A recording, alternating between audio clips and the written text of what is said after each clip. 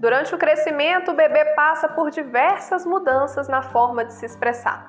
Uma delas é o desenvolvimento da linguagem. Mas você sabe o que esperar do bebê em cada fase do desenvolvimento? É possível estimular a fala? E a quais sinais os pais devem ficar atentos? É sobre isso que a gente conversa no Bem-vindo de hoje.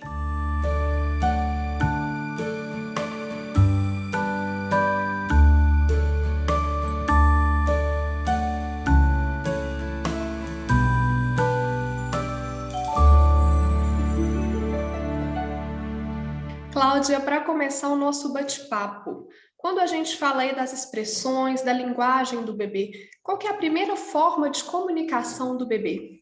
Quando o bebê nasce, ele se comunica através da vocalização pelo choro, e também pelas expressões faciais, expressões corporais, onde ele demonstra que se está com dor, se está com algum desconforto e tudo mais.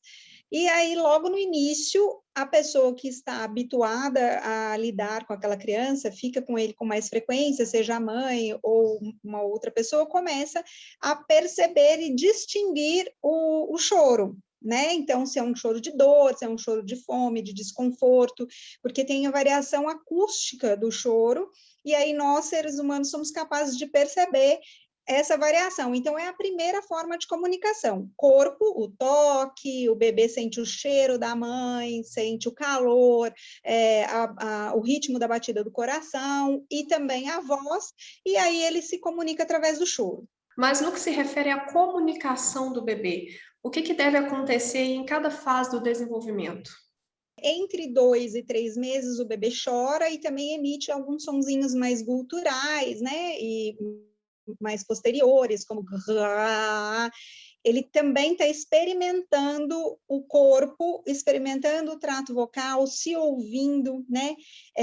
Ele começa a observar o rosto da pessoa quando está falando com ele, e aí, entre 4 e 7 meses, mais ou menos, aí ele já começa a balbuciar sílabas e nós vamos dando significado. Ele vai fazendo esses balbucios também de acordo com as mudanças motoras, porque aí ele já consegue colocado sentado com apoio, depois sem apoio, de bruço, a gente põe para rolar e tudo mais, e isso faz com que ele tenha uma movimentação das estruturas orofaciais, né, que compõem, então, o aparelho fonador, e aí ele vai conseguindo, então, tocar essas regiões, e aí ele vai fazendo sons diferentes. Entre mais ou menos 8, 12 meses, né, um aninho e tudo, a criança já começa a falar os primeiros substantivos e verbos, então ele também começa a falar palavras que têm significado de frase, por exemplo, mamar, quando ele está com fome, que é a mamadeira, dar, que é como se representasse uma frase, né? Me dá, eu quero tal coisa. Quer, para água, então eu estou com sede, quero água, né? Então tem uma função frasal, né? E aí, então, ele vai aumentando esse número de palavras, né? Entre 12 e 18 meses, ele já pode começar a juntar duas palavrinhas, e ele vai tendo um repertório de mais ou menos 10 a 50 palavras. E com isso, né, com o estímulo, lembrando que a fala, ela é a representação motora da comunicação, a representação motora da linguagem. Então, para a criança desenvolver a fala e para a criança desenvolver a linguagem, ela tem que ter o desenvolvimento neuropsicomotor acompanhando. Então, conforme a criança é exposta ao meio através de movimentos, de toques, né, de variações de postura, ela vai desenvolvendo tanto a capacidade cognitiva, quanto a capacidade de linguagem e a expressão motora da fala. Com mais ou menos 2 anos, ela já fala frases de 3 a 4 palavras, que são frases mais simples, e ela vai tendo um repertório de mais ou menos 200 a 300 palavras, e sempre no crescente. A criança tem que ampliar o seu vocabulário, e também, não só o vocabulário, como eu disse, né, a questão motora, a expressão corporal, porque tudo é comunicação, né? E aí, por volta de 2 anos e meio, ela já faz frases e fala por volta aí de 500 palavras, algo em torno disso, ou um pouquinho mais.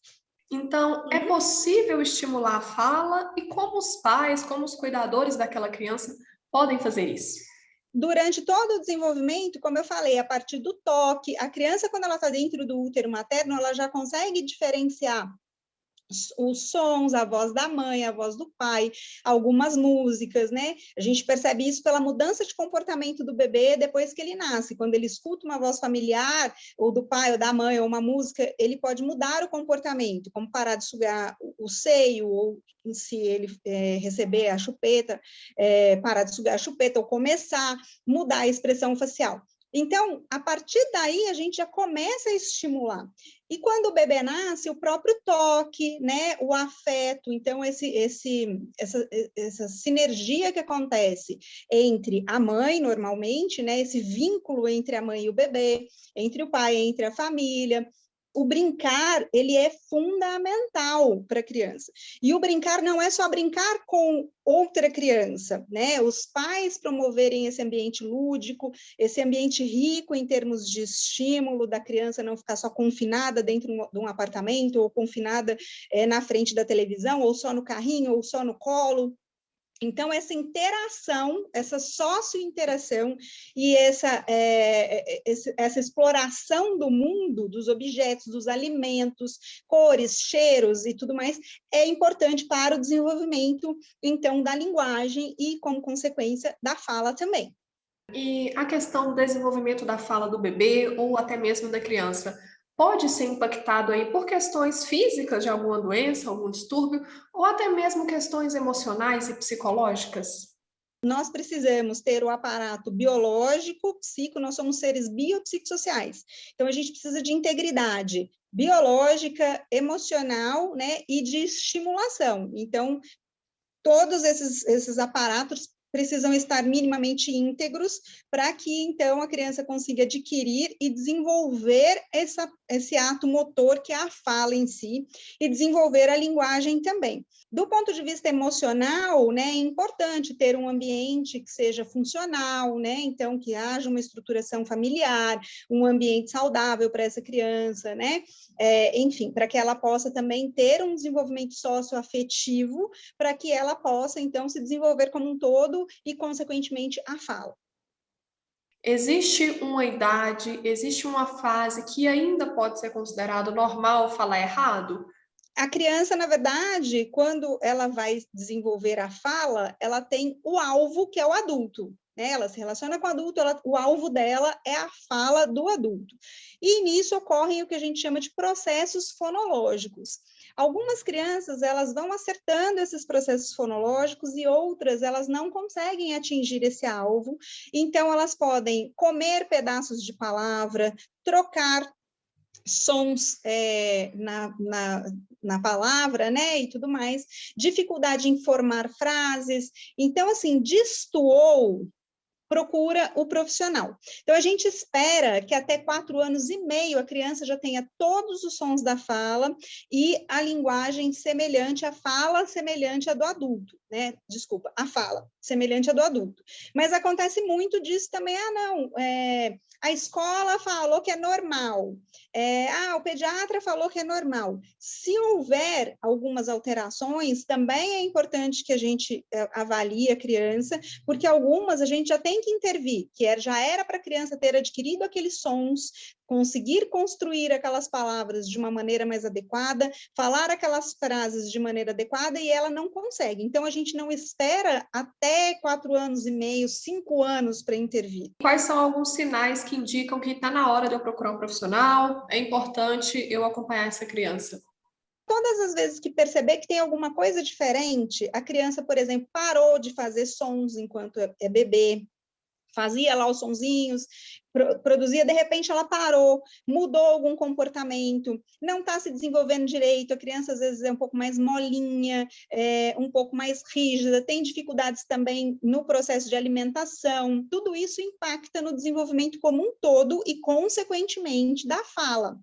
Então, é importante já procurar o fonoaudiólogo, faz uma consulta, faz uma avaliação e o profissional vai orientar qual que é o caminho. E é importante também que a criança seja submetida à triagem auditiva neonatal assim que nasce, Então, nós temos 2 testagens, que é a triagem auditiva neonatal, que é o fonoaudiólogo que faz ao nascimento da criança, é uma triagem. E aí, se a criança não passar na triagem, né, o profissional vai dar os direcionamentos, quais são os exames que têm que ser feitos para a gente ver como que está a via auditiva, porque a audição é primordial para o desenvolvimento da fala. E, na verdade, o desenvolvimento como um todo, né, e da fala também. E tem o teste da linguinha, que é mais novo, mais recente, onde é feita a avaliação do frênulo lingual, e aí nós vamos observar se esse frênulo vai impactar tanto na alimentação, na sucção, e também se posteriormente vai impactar no desenvolvimento dos sons da fala. Cláudia, muito obrigada pelas suas explicações e pela sua participação no Bem-vindo. Eu que agradeço. E para mim é sempre um prazer, eu agradeço muito pelo espaço em nome da fonoaudiologia e meu nome como profissional. Muito obrigada pela sua companhia no programa de hoje. Eu fico por aqui, mas antes eu tenho um recado para você. Tá vendo esse QR Code aí no cantinho da sua tela? Por meio dele você contribui com a família dos devotos de Nossa Senhora da Piedade, uma importante iniciativa social. Então, posicione a câmera do seu celular e faça parte. Eu conto com a sua contribuição. Até o próximo programa. Tchau, tchau.